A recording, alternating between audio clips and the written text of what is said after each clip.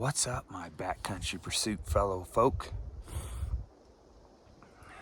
Man, good day yesterday. Sorry I didn't record much after I last left off with you guys down there at the river.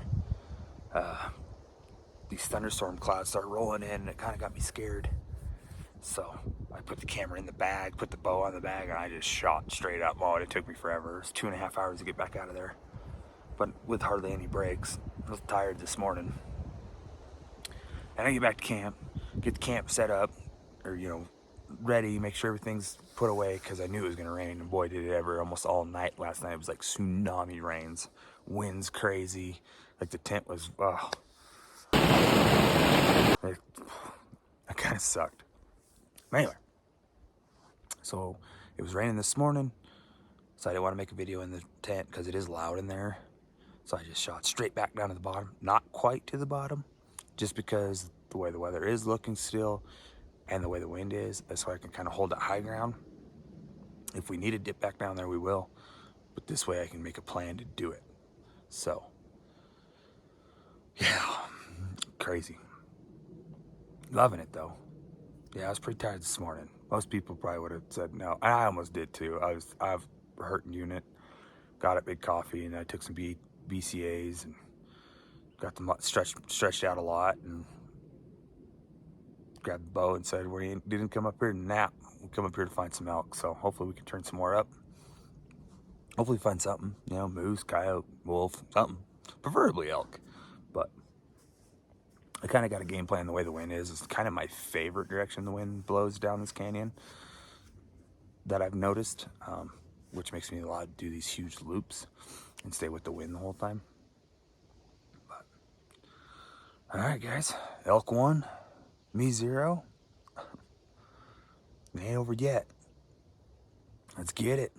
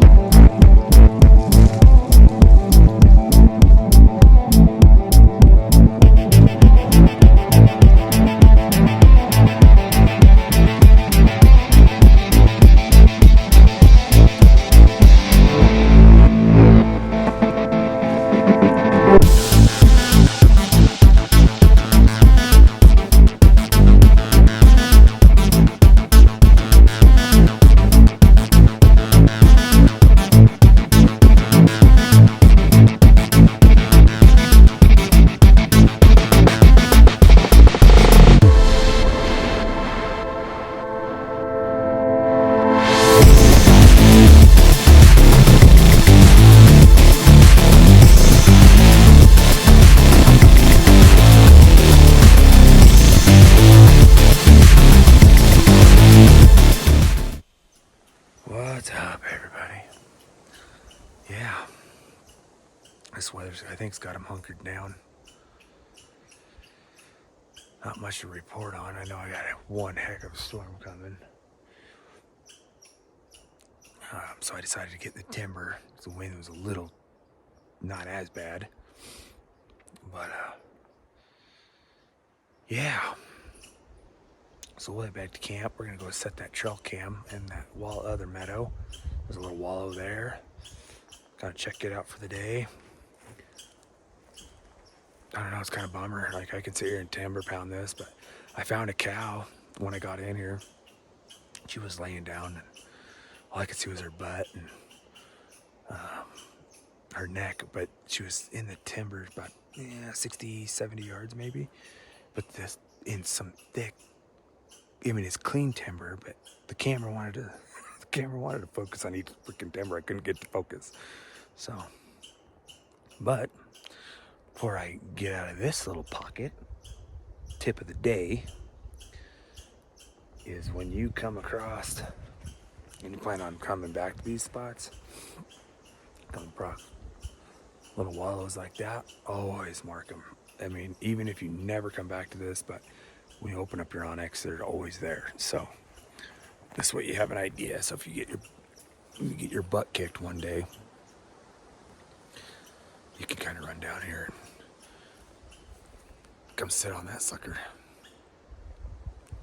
don't look like it's been used much. I mean, you can see there's mud and stuff all over the trees, so probably when it was hotter, probably the beginning of September.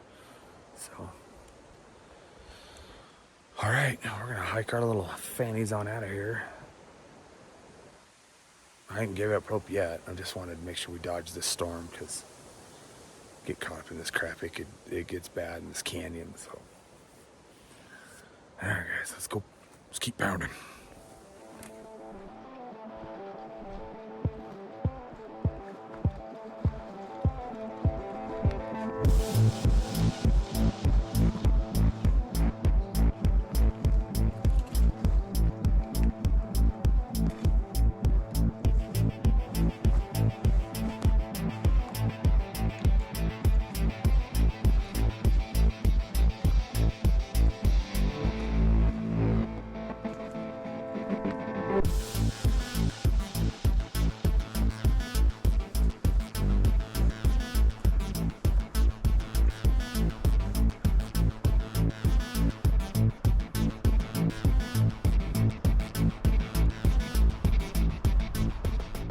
What's up, my fellow backcountry pursuit peeps?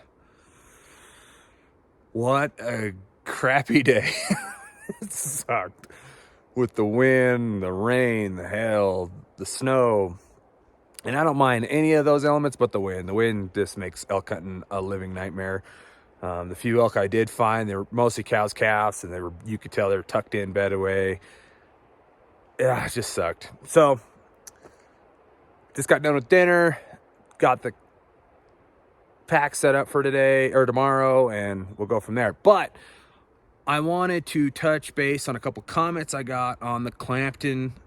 So I figured, to end a crappy day, I'll give you guys a tour of the crib, the hunt crib. So let's go. So this is the Kodiak Canvas 10x10 pop-up. So far, I have had almost none. There's one little baby complaint, but other than that, very, very satisfied. For the money, how fast it sets up. I mean, the thing sets up in 5 minutes, and it's canvas. It's like a wall tent and a regular tent combined. It's a back tent or backpack tent. It's freaking awesome. Now, you can't put this in your backpack, obviously. This is a huge tent, but yeah, it comes with this sweet awning. I had to tilt the poles a little bit because of the weather. That's my complaint right there. It bellied up and all the weight would be right there. So now the water just runs off. Got the Zoleo on top, looking at the sky, talking to the wife. Let's go inside. Let's check it out. See how the layout is here. It's got a nice door. Come on in. I got store gear, store organizer pouch. This actually comes with the tent. So does this sweet loft. I got the clothes up here right now. They're drying. I had to do a couple modifications. I ran a paracord up here with my lantern. Put a little carabiner there, kind of hold it up because it kind of does slant towards you a little bit, and it just kind of keeps you from hitting your head and whatnot. I didn't really think I was gonna like this, but I actually kind of do. I got the Jeep keys in there, my wallet, stuff I don't like carrying in the woods, just in case you lose them. I got 4 of these suckers and plus the one you saw. These are actually pretty sweet. They're pretty cheap. These would make actually great gifts, especially when it comes Christmas time. These are Gold Zero lights. They're pop-up. You can get them in colored, or you can these are just solid. It's just 3 setting, high, low, or high, medium, low. I think they're like $20, but what's really cool about them is you can either charge them USB, or they got a little solar panel on the top. So in the mornings, what I do before I hit the trail, I usually just go set those out in the sun, and usually by the time I come back in the evening, all the little lights are green telling me we're good to go. So, and they last quite a long time. All right, moving on. So from here, the way I got it set up, I got the camera gear, got the fireplace. I mean, the Mr. Big Buddy heater, or the fireplace, whatever. Got all my gear all set up. Got coffee ready to go in the morning. Got a little table. It's got my personal items. I got a Gold Zero big battery pack. It's like a 75. I think that's what they call it. I like that because then I can charge my phone. So far, I've only used a dot, and so that's been doing pretty good. Then I got the cot. That's probably something I'll change next year is the cot. I mean, I'm in comfort, so let's get some better comfort. No, I'm just kidding. Got a pad underneath that with a down sleeping bag. Obviously another one of those lights. I usually use that as the night light. This thing's pretty sweet though, because on both sides, if you were to sleep two, you could easily put two cots in here. No problem. Like, I don't need the gear in here. I could leave most of this in the Jeep, but it's just me, so why not? Why not? Like, especially when you got weather like this, who wants to go outside? I can literally lay everything out, cook in here. I can do whatever I need. But back to what I was saying, it's got two full-size windows that unzip all the way and roll out of the way. But then it's also got the same on this side. It's got the full door as well, or window. So you can make two windows if you wanted it. But it does have two doors. Over here, it's where I keep the bow, the pack, a little bit of water and stuff like that underneath. But nothing crazy. I'm telling you guys, this is some high class stuff. This thing is sweet. For the money, you can't go wrong, especially if you like to set up base camps.